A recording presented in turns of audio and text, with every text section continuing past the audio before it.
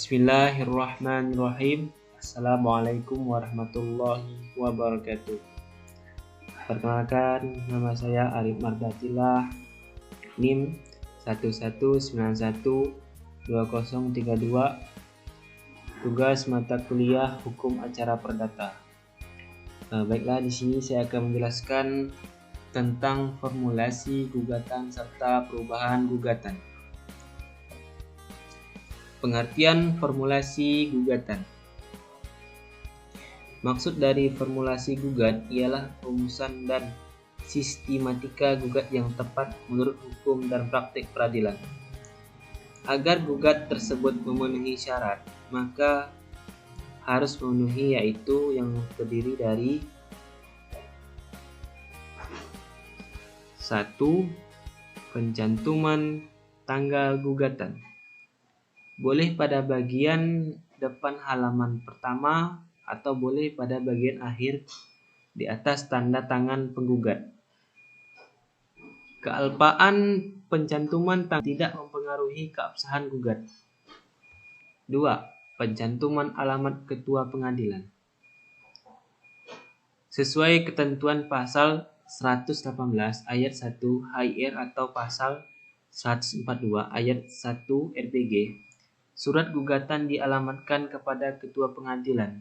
Oleh karena itu, surat gugatan harus mencantumkan bahwa gugatan dialamatkan kepada ketua pengadilan.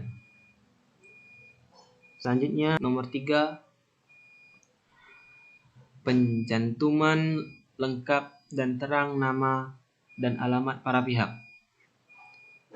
Sistematika berikut ini ialah pencantuman nama lengkap serta alamat yang terang dari para pihak. Hal ini merupakan salah satu faktor esensial syarat formil surat gugatan. Sedapat mungkin mengenai penulisan nama selengkapnya termasuk gelar atau panggilan sehari-hari guna menghindari terjadinya error in persona. Nomor 4, penegasan para pihak dalam perkara. Formulasi penegasan para pihak dalam gugatan. Penulisannya langsung mengikuti penyebutan identitas. Penegasan ini merupakan syarat formil kelalaian atas penulisannya dapat dianggap absurd-libel. Sebab tujuan penegasan kedudukan para pihak berkaitan erat dengan hak membela dan mempertahankan kepentingan para pihak. Selanjutnya, uraian posita atau dalil gugat. Posita gugat adalah penjelasan dalil atau alasan gugatan. Ini merupakan esensi gugat yang berisi hal-hal penegasan hubungan hukum antara penggugat dengan objek yang disengketakan. Pada satu segi, hubungan hukum antara penggugat dengan tergugat serta hubungan tergugat dengan objek sengketa. Pada segi yang lain, posita merupakan penjelasan dan penegasan materi perkara yang lazim juga disebut pokok perkara. Ini pada bagian 5, uraian posita atau dalil gugat. Selanjutnya, bagian 6, perumusan hal yang bersifat asesor. Dalil gugat dengan segala penjelasan yang membarenginya adalah bagian dari pokok perkara atau materi perkara. Terkadang gugatan pokok sering diikuti dengan gugatan atau permintaan yang bersifat asesor. Maksudnya, dengan adanya gugatan pokok, hukum membenarkan penggugat untuk mengajukan gugatan tambahan yang melekat pada gugat pokok.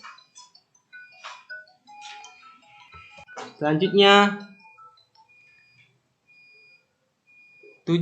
Pencantuman permintaan untuk dipanggil dan diperiksa. Pencantuman permintaan agar para pihak dipanggil dan diperiksa dalam persidangan adalah rumusan formil memenuhi ketentuan pasal 121 ayat 1 HIR atau pasal 145 ayat 1 RPG. Rumusan ini bukan syarat formil yang menentukan keabsahan surat gugatan. Sekiranya lalai mencantumkan, tidak mengakibatkan surat gugatan mengandung cacat. Selanjutnya, 8. Petitum gugat. Petitum gugat disebut juga diktum gugat. Petitum gugat merupakan kesimpulan gugatan yang berisi rincian satu persatu tentang apa yang diminta dan apa yang dikehendaki penggugat untuk dinyatakan dan dihukumkan kepada para pihak, terutama para pihak tergugat. Dengan kata lain, petitum merupakan kesimpulan akhir gugatan yang berisi rincian atau tuntutan penggugat kepada para tergugat. Petitum juga disebut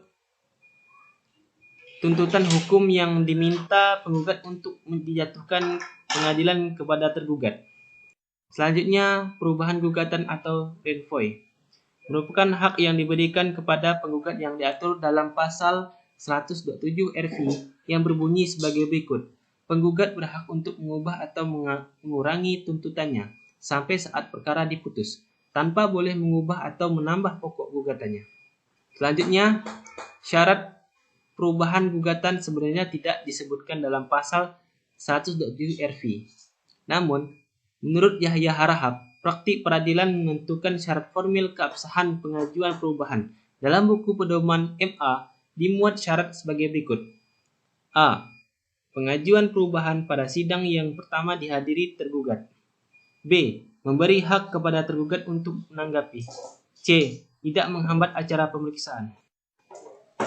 Yahya Harahap juga menguraikan tentang pembatasan perubahan gugatan secara kasuistik berdasarkan praktik peradilan, yakni sebagai berikut. A. Tidak boleh mengubah materi pokok perkara. B. Perubahan gugatan yang tidak prinsipil dapat dibenarkan. C. Perubahan nomor surat keputusan. D. Perubahan tanggal tidak dianggap merugikan kepentingan tergugat. E. Tidak mengubah posisi gugatan. F. Pengurangan gugatan tidak boleh merugikan tergugat. Mungkin ini saja yang bisa saya sampaikan. Saya mohon maaf. Billahi taufiq wal hidayah. Wassalamualaikum warahmatullahi wabarakatuh.